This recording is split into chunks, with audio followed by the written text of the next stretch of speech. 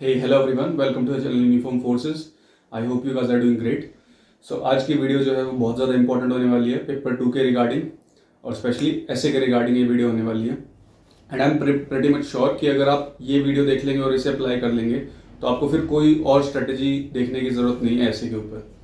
ठीक है, तो जैसा मैं बताया कि ऐसे जो है that holds a major weightage in paper 2. 80 marks out of 200 are dedicated for essay only, and there are 4 essays on which we have to write. Okay, so out of 4, if you implement my strategy, you will be able to attempt at least 3 of them, and you will be able to write a decent answer on the asked topics. Okay, so make sure that you follow these tips and you will see good results. Okay, so what I have done is I have analyzed last 3-4 years papers, and that's why it's taking time for me to bring a fresh video. So I am analyzing, and after my analysis, here it comes. So I have divided the topics into 6 categories, and I'll be telling you each of them. Okay, so number 1 is that in 2021, one question was asked from international relations about Chinese economic policy in neighboring countries of India. As you know that China is trying to make good relations with different countries, especially with our neighboring countries, be it Pakistan, Nepal or Maldives, Sri Lanka, etc. Okay, so first heading I would say is bilateral relations. Okay, so you have to cover bilateral relation. There are only 6-7 countries which are important. Okay, number 1 is China, number 2 is USA, number 3 is Russia, number 4 is Bangladesh, number 5 is Nepal, and number 6 is Sri Lanka. Okay, then you need to understand what is the current tussle going on between India and Maldives. Okay, so for Maldives you can have some sort of ऐसे topic, for example the importance of Icelandic nations for India, इस तरीके से करके कोई topic आ सकता है. ठीक है, तो बायलैटरल रिलेशन आपको कर लेना है और इसके बाद फिर इंटरनेशनल रिलेशन में कोई और चीज़ करने की ज़रूरत बचेगी नहीं. सेकंड पे आते हैं हम, करंट अफेयर से रिलेटेड क्वेश्चन पूछे गए हैं. तो 2021 में जिस टाइम पे कोविड था उस टाइम पे पूछा गया है वर्क फ्रॉम होम. ठीक है, इसके बाद 2023 में 3 टॉपिक्स आए हैं करंट अफेयर से: cyber attacks, India's new leadership and electronic waste और ई वेस्ट. ठीक है, तो करंट अफेयर्स जो है दैट बिकम्स वेरी इंपॉर्टेंट. ठीक है, बिकॉज ये दिखाता है कि आप कितना how much you are aware about the national and international development going around you. ठीक है, तो करंट अफेयर्स में कुछ टॉपिक मैं बता रहा हूँ जिनके ऊपर अगर आप तैयार कर लेंगे तो I am pretty much sure कि कुछ भी टॉपिक आएगा करंट से रिलेटेड तो आप you will be able to write a decent answer. पहला है digitalization. Government is focusing a lot bringing new schemes. ठीक है, तो डिजिटलाइजेशन के ऊपर आपको कर देना है. दूसरा है साइबर इंफ्रास्ट्रक्चर. ठीक है, या साइबर सिक्योरिटी. तो साइबर सिक्योरिटी का भी एक नया चैलेंज है. डीप फेक्स आप देखते हैं आजकल कितने इंपॉर्टेंट एमिनेंट पर्सनालिटीज़ हैं उनका यूज़ करते हुए डीप फेक्स बनाए जा रहे हैं, वीडियोस बनाई जा रही हैं. ठीक है, इसी के अंदर डिजिटल पब्लिक इंफ्रास्ट्रक्चर भी आता है. डिजिटल पब्लिक इंफ्रास्ट्रक्चर में जैसे कि गवर्नमेंट तैयार कर रही है डिजिटल इंफ्रास्ट्रक्चर हमारे लिए, उसमें डिफरेंट कंपनीज जो है वो भी आ सकती हैं, उसको यूज़ कर सकती हैं और फिर पब्लिक भी यूज़ कर सकता है.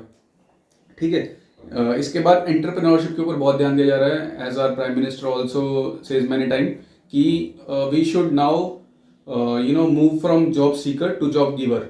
तो वहाँ पर एंटरप्रेन्योरशिप का क्या रोल है, डिफरेंट स्कीम्स क्या हैं, क्या चैलेंजेस हैं, वो सब चीज़ें तो एंटरप्रेन्योरशिप के आप ऊपर कर सकते हैं. और इसके अंदर भी वुमेन एम्पावरमेंट, क्योंकि वुमेन का जो है अब बहुत ज़्यादा रोल सामने निकल के आ रहा है. तो वुमेन एंटरप्रेन्योरशिप में कैसे पार्टिसिपेट कर सकती हैं और आगे बढ़ सकती हैं. ठीक है, इसके बाद ग्लोबल पीस जो है, हमने देखा कि रिसेंट टाइम में रशिया यूक्रेन वॉर हुआ तो डिसरप्शन आया. ठीक है, ट्रेड डिसरप्शन आया और वैसे भी पीस वाइज भी मतलब चीज़ें जो है इम्पैक्ट हुई. इसके बाद अगर हम रेड सी में देख लें, अभी जो गाजा स्ट्रिप में चल रहा है, तो वहाँ से भी जो है इकोनॉमिकली हमें ट्रेड वाइज कितना नुकसान हो रहा है, हमारे कार्गोज जो है उनको लंबा रास्ता लेना पड़ रहा है. तो ग्लोबल पीस जो है that is necessary for everyone. ठीक है, चाहे वो कंट्री लेवल पे हो या वर्ल्ड लेवल पे हो.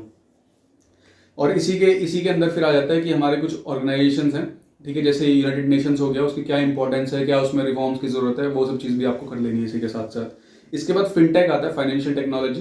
तो फाइनेंशियल टेक्नोलॉजी हमारी कंट्री आई गेस की नंबर 1 पे है इस टाइम पे, बिकॉज जितना स्मूथली हम लोग ट्रांजेक्ट कर पाते हैं, चाहे हम एक 10 रुपये की चीज़ ले लें या फिर हम 10 लाख की चीज़ ले लें. ठीक है, easily just with in a click और विद इन अ सेकेंड जो है हम उसको ट्रांजेक्ट कर पाते हैं. तो फाइनेंशियल टेक्नोलॉजी के क्या क्या चैलेंजेस हैं, क्या हम इंटरनेशनल प्रैक्टिस से सीख सकते हैं और किस तरीके से हम इसे इंक्लूसिव बना सकते हैं हर किसी के लिए। लास्ट है फार्मर्स के लिए। तो फार्मर्स का रिसेंटली आपने देखा कि दिल्ली बॉर्डर पे जो है इशू हुआ था। तो फार्मर्स का क्या इशू है, उनके क्या कंसर्न्स हैं, क्या सब्सिडी जो है वही एक लॉन्ग टर्म सोल्यूशन है या फिर we need to look for something else.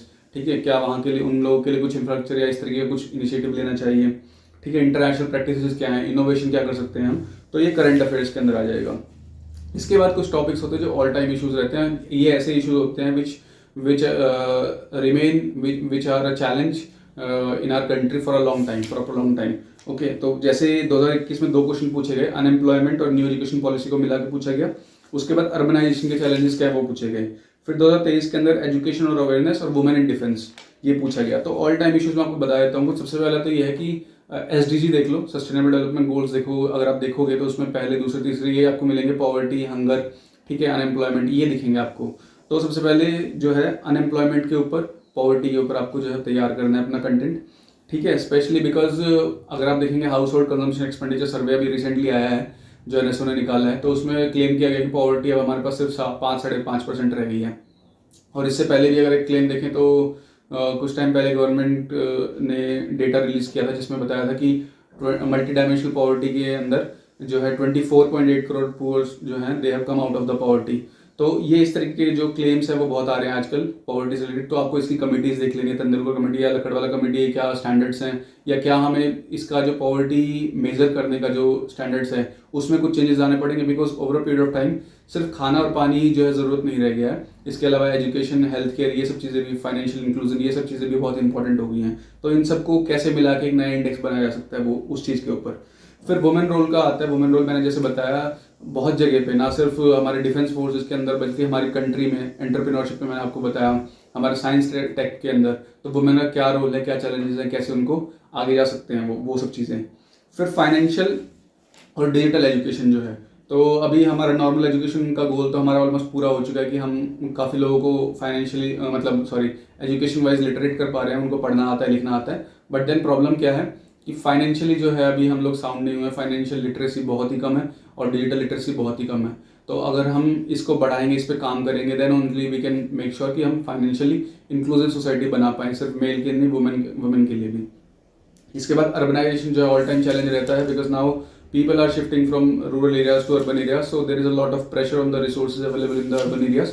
ठीक है, तो वहाँ पर सस्टेनेबल नहीं हो पा रहा है ये। तो किस तरीके से क्या हम विलेज की तरफ दोबारा जाना चाहिए और जाएं तो कैसे जाएं, विलेजेस को कैसे सस्टेनेबल बनाया जाए, कैसे उनको अट्रैक्टिव बनाया जाए, कैसे वहाँ पे फैसिलिटीज़ लाई जाएँ। तो वो सब चीज़ें भी आप कर सकते हैं, एक न्यू डायमेंशन है। इसके बाद सोशल मीडिया जो है, सोशल मीडिया के ऊपर आप लिख सकते हैं बिकॉज सोशल मीडिया जो है it's both boon and Ben, double edge sword. ठीक है, तो कैसे हम इसका इस्तेमाल जो है सही तरीके से कर सकते हैं और नेगेटिवली कैसे इसका इस्तेमाल किया जा रहा है। हम जैसे देखते हैं रूमर्स हो, एक्स फैलाने में, रूमर्स फैलाने में कितना ये मतलब बहुत सक्सेस मिली है इसको। तो उस पर कैसे कंट्रोल पा सकते हैं, क्या लोगों को लिटरेट किया जा सकता है, क्या इसके लिए कुछ लीगल रेगुलेटरी फ्रेमवर्क लाया जा सकता है कि नहीं ला सकता, वो चीज़ करनी है आपको। ठीक है, थर्ड ये हो गया। इसके बाद फोर्थ की बात करें तो 2023 में एक क्वेश्चन आया था, infiltrators are threat to India security. तो सिक्योरिटी अगला टॉपिक है, अगला हेडिंग है सिक्योरिटी। तो सिक्योरिटी में आपको क्या देखना, मॉडर्नाइजेशन, ठीक है, इनोवेशन। इनोवेशन में अगर आप देखें तो डिफेंस फोर्सेस के अंदर एक डिफेंस एक्सीलेंस का, इनोवेशन फॉर डिफेंस एक्सीलेंस का एक इनिशिएटिव चलाया गया है। ठीक है, वो मॉडर्नाइजेशन हो गया। फिर इसके बाद इंडिजिनाइजेशन, क्योंकि हमें दिख रहा है कि जैसे जैसे अभी हम देख रहे हैं जिस तरीके से कंट्रीज में प्रोटेक्शनिज्म की जो फीलिंग है, भावना है, वो बढ़ रही है बहुत ज़्यादा। ठीक है, तो we can not be reliant, we can not be we can not trust any country कि in difficult times they will provide us with weapons, with technology, with platforms etcetera. तो we have somewhere to be self sufficient now. तो किस तरीके से हम जो है ज़्यादा से ज़्यादा इंडिजिनस चीज़ों को बना सकते हैं। इसके बाद आर्टिफिशियल इंटेलिजेंस, रिसेंटली अभी इंडिया AI मिशन के ऊपर 10,000 करोड़ का बजट आया है। ठीक है, तो AI बहुत इंपॉर्टेंट है। AI को कहाँ कहाँ बहुत सारे स्फेयर्स हैं, ना सिर्फ हेल्थ में, ना सिर्फ एजुकेशन में, ना सिर्फ ट्रेड के लिए, फाइनेंस में, हर तरीके से AI को इस्तेमाल किया जा सकता है कंटेंट क्रिएट करने में। तो किस तरीके से AI का जो है क्या चैलेंजेस हैं, क्या उसमें एथिकल इश्यूज़ हैं, मॉरल इश्यूज़ हैं, वो सब आपको कर लेने हैं। ठीक है, इसके बाद 2 कैटेगरी और हैं। पहला है एनवायरनमेंट। तो एनवायरनमेंट के ऊपर सस्टेनेबल डेवलपमेंट जो है उस पर हमारा बहुत फोकस है। अभी COP28 जो दुबई में हुई थी उसको ले लें, ठीक है, वो चलती रहती है। उसका भी उद्देश्य कहीं ना कहीं है कि हम सस्टेनेबली जो है आगे बढ़ें। तो सस्टेनेबल डेवलपमेंट क्या है, कैसे चैलेंजेस हैं, कैसे इंटरनेशनल कम्युनिटी को जो है साथ में आने की ज़रूरत है, वो सब चीज़ें। उसके बाद रिन्यूएबल सेक्टर जो है हमारी गवर्नमेंट का बहुत ज़्यादा ध्यान ये है कि हम रिन्यूएबल सेक्टर की तरफ बढ़ें, और जैसे कि हम देखते हैं कि 500 गीगावाट का टारगेट रखा गया है आई गेस 2025 से 2030 तक। ठीक है, तो इसमें सोलर पावर के ऊपर भी बहुत ध्यान दिया जा रहा है। रिसेंटली स्कीम भी आई है 1 करोड़ हाउस होल्ड्स को जो है सोलर पैनल लगाने के लिए। ठीक है, रिन्यूएबल सेक्टर में बहुत ज़्यादा फोकस है। रिसेंटली एक इंटरनेशनल बॉडी भी बनी थी, आप मुझे कमेंट में बताओ वो बॉडी कौन सी है, उसका हेडक्वार्टर कहाँ पर है, कुछ साल पहले, 4-5 साल पहले। फिर इसके बाद ई व्हीकल्स यानी इलेक्ट्रॉनिक व्हीकल्स, उसके ऊपर भी बहुत ज़्यादा फोकस है, बिकॉज समवेयर वो हमारे एनवायरनमेंट के लिए बहुत हेल्पफुल रहने वाला है, हमारे एनवायरनमेंट को क्लीन रखने में और हमारे रिसोर्स को बचाने में। ठीक है, इसके बाद नेक्स्ट हेडिंग जो आती है वो है इकोनॉमिक्स के ऊपर। तो विकसित भारत हमारे गवर्नमेंट ऑफ इंडिया का अगला एक विजन है कि by 2047 we would be emerging as a developed country. तो इसमें एक चीज़ ये हो सकती है कि what is your idea of a developed country, और what is a developed India according to you. आप किसे कहेंगे डेवलप्ड इंडिया, तो उसके ऊपर आप लिख सकते हैं, जैसे हम बचपन में लिखा करते हैं ना, मतलब मेरे सपनों का इंडिया क्या है, तो इस तरीके से आप यहाँ पर लिख सकते हैं कि डेवलप्ड इंडिया आपके हिसाब से क्या होगा। ठीक है, फिर इसके बाद हमारी कंट्री, अभी रिसेंटली क्रिसिल की रिपोर्ट आई थी जिसमें बोला गया कि हमारी कंट्री जो है लोअर मिडिल से अपर मिडिल की तरफ चली गई है, तो वो शिफ्ट हुआ है, तो उसके बारे में आप लोग कर सकते हैं। हमारी कंट्री जो है अभी $5 ट्रिलियन का हमारा 2025 का एम है, उसके बाद 2030 तक हम इसे 10 पहुँचाना चाहते हैं, 2047 तक हम इसे $30 ट्रिलियन की इकोनॉमी बनाना चाहते हैं। ठीक है, तो वो क्या उसमें चैलेंजेस आएंगे, क्या उसके लिए हमें करना चाहिए, क्या जो करंट पेस से हम चल रहे हैं इज़ दैट सफिशिएंट और नॉट, या कुछ और नया भी आना चाहिए इसमें वो। इसके बाद सुपर पावर हम बोलते हैं कंट्री को कि हमारी इंडिया जो है, India as a super power, तो सुपर पावर बनने में क्या what do we need actually to call a country a super power, तो वो आपको इसमें कर लेना है।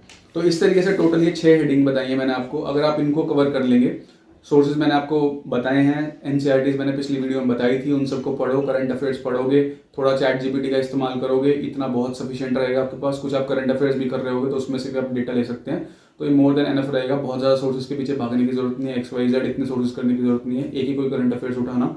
ठीक है, वो मैं वीडियो में बता दूंगा कि कौन से उठाना है।